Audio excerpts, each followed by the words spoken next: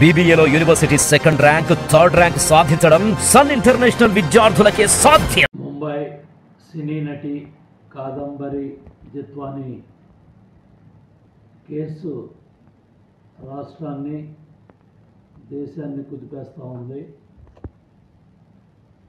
ఆనాడు ముఖ్యమంత్రిగా ఉన్న జగన్మోహన్ రెడ్డి సలహాదారు సజ్జల రామకృష్ణారెడ్డి, పోలీసు ఉన్నతాధికారులు, కింద స్థాయి అధికారులు అందరూ కూడా కలిసి వ్యవస్థలన్నీ ఏ విధంగా ఎట్లా దారుణానికి ఒడగొట్టాయో పత్రికలు, మీడియా మొత్తం బట్టబయలు చేశాయి. పోలీస్ ఉన్నతాధికారులంతా కూడా ముంబై వెళ్ళి అక్కడ ఒక పోలీస్ అధికారి సహకారం తీసుకొని విమానాల్లో తీసుకొచ్చి ఏ విధంగా ఇబ్రహీంపట్నం పోలీస్ స్టేషన్లో ఫోర్జరీ డాక్యుమెంట్ కేసులు పెట్టి మళ్ళీ VDPS గెస్ట్ హౌస్లో నిర్బంధం చేసి, అంతేకాకుండా విజయవాడ కమాండ్ కంట్రోల్లో కూడా నిర్బంధం చేసి పోలీస్ కస్టడీలో తీసుకోవడమే కాకుండా జైల్లో కూడా నిర్బంధం చేసి ఎన్ని దారుణాలకి, ఎన్ని చిత్రహింసలకి ఒడిగట్టారో చాలా స్పష్టంగా దినపత్రికలన్నీ.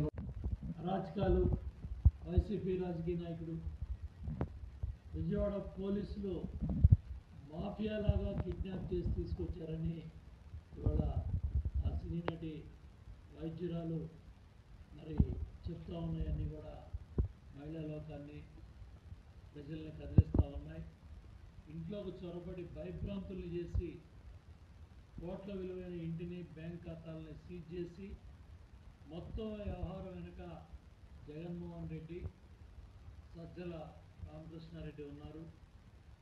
ఈ ఎవరైతే వైసీపీ నాయకుడు పాత్ర, అదేవిధంగా చంపేస్తామని బెదిరింపులు, రక్షణ కావాలని ఈరోజు పోలీస్ యంత్రాంగాన్ని, ముఖ్యమంత్రి గారిని అడిగే పరిస్థితిలో ఇవాళ కుటుంబం ఉంది.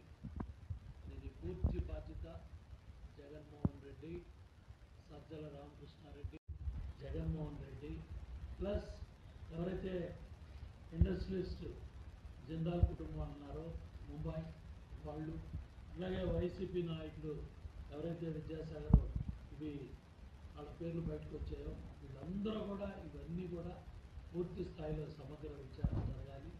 ఎవరైతే బాధ్యులు ఉన్నారో వాళ్ళందరి మీద కూడా చర్యలు తీసుకోవాలి. పోలీసు అధికారులు ఎవరైతే బాధ్యులు ఉన్నారో వాళ్ళందరినీ ఇమ్మీడియట్ తక్షణం సస్పెండ్ చేయాలి. దీని మీద పూర్తి స్థాయిలో సమగ్ర విచారణ జరిగి భవిష్యత్తులో ఏ అధికారి ఎవరో కూడా తప్పు చేయకుండా సమగ్ర చర్యలు అందరి మీద తీసుకోవాలని ప్రభుత్వానికి